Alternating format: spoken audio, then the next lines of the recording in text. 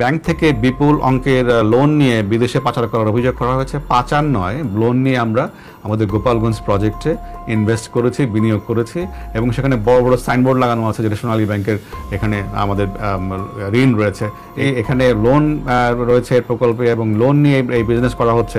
ওনার সম্পদের ফিরিস্তি এত বড় যে কোনটা আগে বলবো কোনটা পরে বলবো এটা আমার মাথায় ধরে না। তারপর দেখলাম যে 800 বিঘা 600 বিঘা প্রায় 1400 বিঘা তো আছে গোপালগঞ্জের এদিকেই। তো আমার কাছে মনে হয়েছে যে এইসব অভিযোগ তো এটা তো আর মনে অস্বীকার উনি করেন নাই যে এই জমিগুলো আছে। সবকিছু তো আর অস্বীকার করা যায় না। বেনজির আহমেদ তার বিরুদ্ধে 200 কোটি টাকা দেশের সম্পদ আত্মসাতের অভিযোগ উঠেছে। বেনজির আহমেদ প্রায় এক সপ্তাহের মতো সময় নিয়ে সেই সম্পদের ব্যাখ্যা দিয়েছেন যে ওই সম্পদগুলো মিথ্যাচার।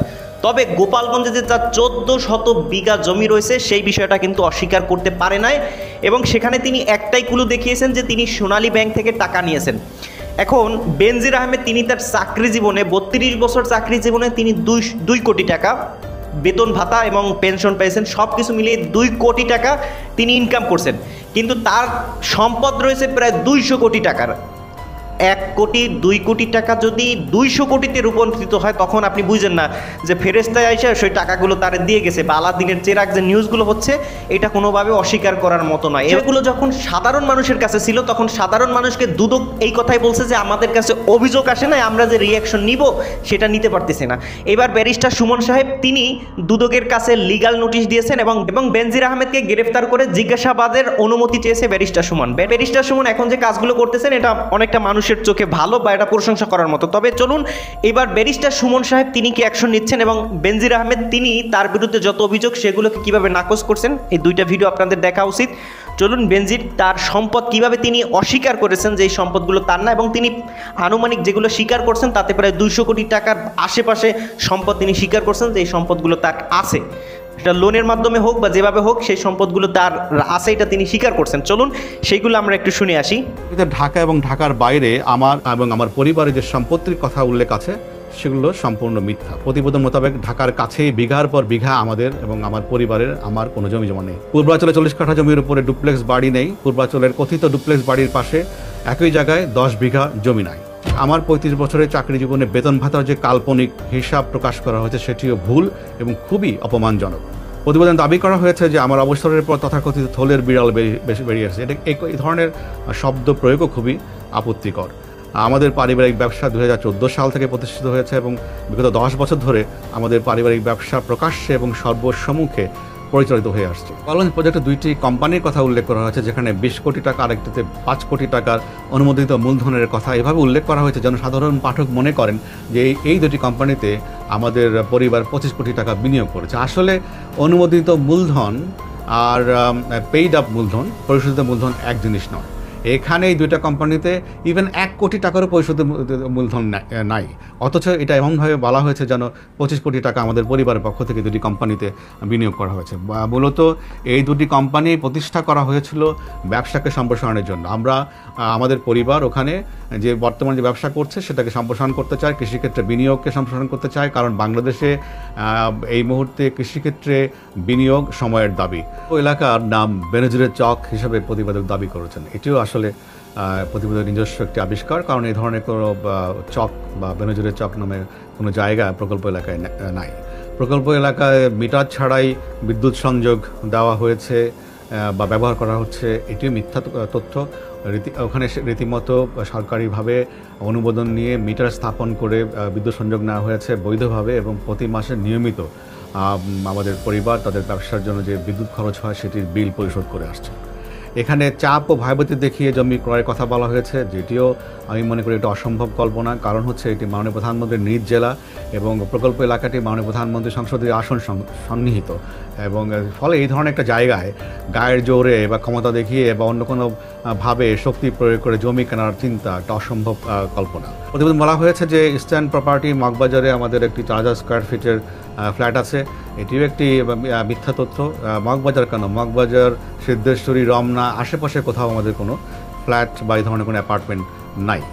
আনন্দী হাউজিংয়ে 40 কাঠা জমিসহ 45 কোটি টাকার বাড়ি আছে বলে দাবি করা হয়েছে। আনন্দ হাউজিং একটি বেসরকারি সমবায় সমিতি। 2007 সালে আমরা এই সমবায় সমিতির সদস্য হই এবং একটি প্লট বুকিং দেই। কিস্তির মাধ্যমে ধীরে ধীরে আমরা এই টাকা পরিশোধ করি। সেখানে আমাদের 40 কাঠা কোনো প্লট নেই, এটি বাড়িয়ে বলতে গেলে শতগুণ বাড়িয়ে বলা হয়েছে। আমাদের প্লটে 5 ইঞ্চি দেওয়াল বিশিষ্ট একটি বৈশিষ্ট্য এবং টিনের ছাদের একটি দোতলা বাড়ি আছে। তো এই ধরনের একটা বাড়ির দাম 45 কোটি টাকা হবে, এবং যেখানে যে হাউজিং এখন পর্যন্ত নাগরিক সুবিধা গড়ে ওঠেনি, রাস্তাঘাট তৈরি হয় নাই, বিদ্যুৎ সংযোগের ব্যবস্থা নাই, পানির ব্যবস্থা নাই, গ্রামের মধ্যে এই ধরনের একটা প্লটের উপরে টিনের ছাদ বিশিষ্ট বাড়ির দাম 45 কোটি টাকা হবে, এটি রীতিমতো এই ধরনের দাবি করার মধ্যে হাস্যকর। হিসেবে নাকি আমি পূর্বাঞ্চলে ফারুক মার্কেটের পাশে 10 কাঠার একটি জায়গা কিনেছি, যেটার বাজার মূল্য 22 কোটি টাকা। ইনিয়ে বিনিয়ে বলার চেষ্টা করা হয়েছে যে 22 কোটি টাকা দিয়ে আমি আইজি থাকাকালীন সময় ইনডিরেক্টলি বলার চেষ্টা করা হয়েছে প্লটটি কিনেছি। আমি আইজি কেন, ডিজি হিসাবে, কমিশনার হিসেবে কোনো মেয়াদেই আমি পূর্বাঞ্চলে কোনো প্লট কিনি নাই। 2001 সালে রাজুর যখন সরকারিভাবে আবেদন আহ্বান করে, তখন আমি আবেদন করে সরকারি কোঠায় একটি 10 কাঠার প্লট বরাদ্দপ্রাপ্ত হয়েছিলাম, আজ থেকে প্রায় 23 বছর আগে। এবং সেটিও আমরা আমাদের পারিবারিক এবং নিজস্ব অর্থের প্রয়োজনের কারণে বিক্রি করে দিয়েছি। এই মুহূর্তে পূর্বাঞ্চলে আমাদের কোনো ধরনের কোনো জমি প্লট কিছুই নেই। রূপগঞ্জের নাওড়ায় আমাদের একটি 2 বিঘা জমির প্লট আছে, যার বাজার মূল্য 2 কোটি টাকা বলে সংবাদে উল্লেখ করা হয়েছে। রূপগঞ্জের নাওড়ায় এবং অন্যান্য কোনো ইউনিয়নে কোথাও আমাদের কোনো 2 বিঘার কোনো প্লট নাই। এটিও একটি সর্বাংশে মিথ্যা তথ্য। রূপগঞ্জে আমাদের কোনো জমি নাই এক্সেপ্ট আনন্দ হাউজিংয়ের, যেটি রূপগঞ্জ জেলা থানার মধ্যে অবস্থিত এলাকার মধ্যে, সেখানে একটা প্রোডাক্ট। তাছাড়া আমাদের অন্য কোথাও কোনো ধরনের কোনো জমি বা 20 কোটি টাকা মূল্যের কোনো সম্পত্তি আমাদের নাই। মেয়ের বিশ্রামের জন্য 3.5 কোটি টাকার ফ্ল্যাট কিনেছি বলে অভিযোগ করা হয়েছে। আমার মেয়ে, আমার জ্যেষ্ঠ কন্যা সবসময় আমার সরকারি বাসা থেকে তার বিশ্ববিদ্যালয়ে যাওয়া আসা করতো, তার জন্য কোনো বিশ্রামের জন্য বাড়ি কেনার কোনো প্রয়োজন আমরা কখনো অনুভব করিনি। বসুন্ধরাতে আমরা একটা আনফিনিশড ফ্ল্যাট আমরা কিনেছিলাম, পরবর্তী সময় বিভিন্ন কারণে আমাদের কাছে মনে হয়েছে যে এটা বসবাস উপযোগী নয়, এটাও আমরা বহু আগে সেটাকে বিক্রি করে দিয়েছি। আমাদের পরিবারের স্টক এক্সচেঞ্জে পোর্টফোলিও আছে, তাদের শেয়ার ব্যবসা রয়েছে, এবং সেই শেয়ার ব্যবসার অংশ হিসেবেই বেস্ট ওয়েস্টার্ন হোটেলে আমাদের 2 লক্ষ টাকার একটা প্রাইমারি শেয়ার রয়েছে, এবং যেটি মোট সেখানে শেয়ারের সংখ্যা হচ্ছে 35 কোটি 50 লাখ। তো 35 কোটি 50 লাখ শেয়ারের মধ্যে থেকে আমাদের কাছে 2 লক্ষ শেয়ার আছে, তাও প্রাথমিক শেয়ার অভিহিত মূল্যে। আমার পরিবার বা আমি কারো জমি দখল বেদখলের সঙ্গে কোনো ক্রমেই নৈতিকভাবে বা অন্য কোনোভাবে জড়িত হওয়ার প্রশ্নই ওঠে না।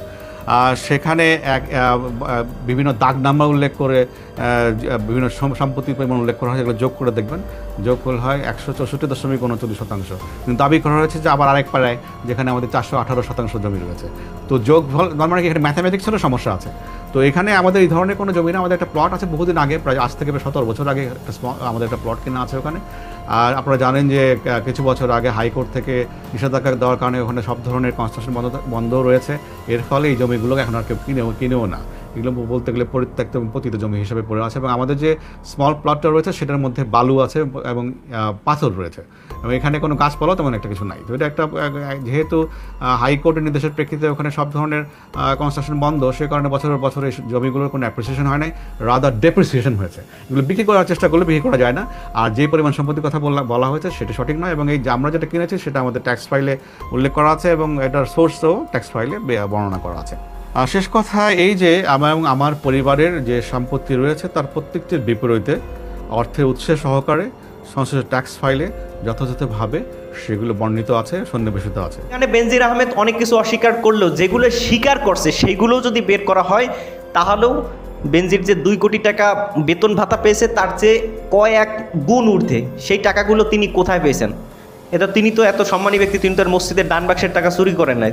তিনি কি করছেন সেটা চলুন ব্যারিস্টার সুমন সাহেবের প্রতিবেদন থেকে একটু জেনে আসি। এর ব্যাপারে আমরা সম্পদের হিসাব দিয়ে আমরা ইন্টারভিউ দেই, তো ওনার সম্পদের ফিরিস্তি এত বড় যে কোনটা আগে বলবো কোনটা পরে বলবো এটা আমার মাথায় ধরে না।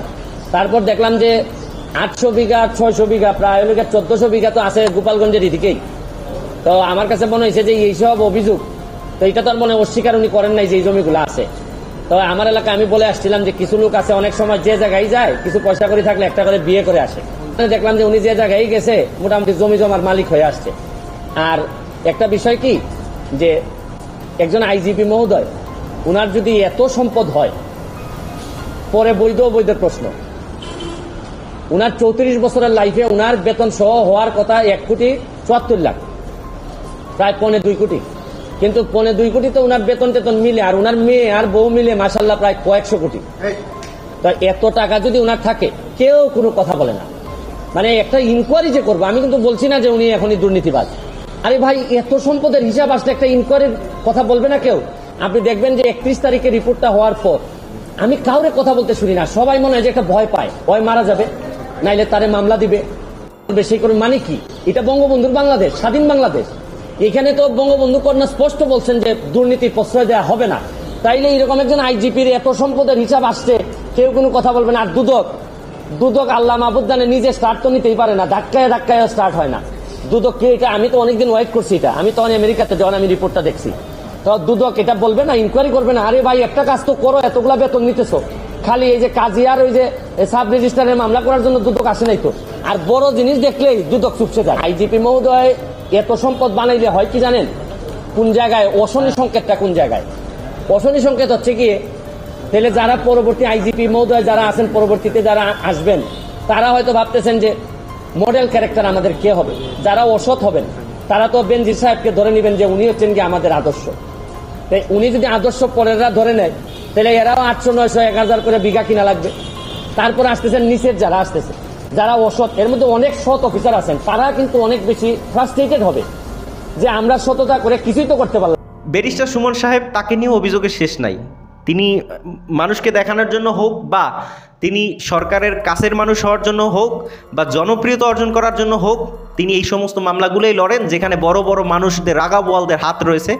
কিন্তু কোনো গরিব দুঃখী মানুষ সুমনের কাছে গেলে তার মামলা তিনি দেখবেন না, কারণ সেটা আলোচিত না, ভাইরাল বিষয় না। ভাইরাল বিষয় সুমন দেখে। এই জন্য হয়তো আমাকে গালি দিতে পারেন। ব্যারিস্টার সুমন যেগুলো করতেছেন মানুষের চোখে ভালো হলেও, তিনি কিন্তু লতা সমদ্দারের সেই মামলাটায় সেই পুলিশ কনস্টেবল এর সাথে যে আচরণ করেছিলেন, সেটা কিন্তু অন্ততপক্ষে সবাই ভুলে গেলেও আমি ভুলি না। ব্যারিস্টার সুমন সাহেবকে নিয়ে আপনার মতামত কি, সেটা আপনি কমেন্ট সেকশনে জানাতে পারেন। ভালো থাকবেন সবাই। আসসালামু আলাইকুম ওয়া রাহমাতুল্লাহ।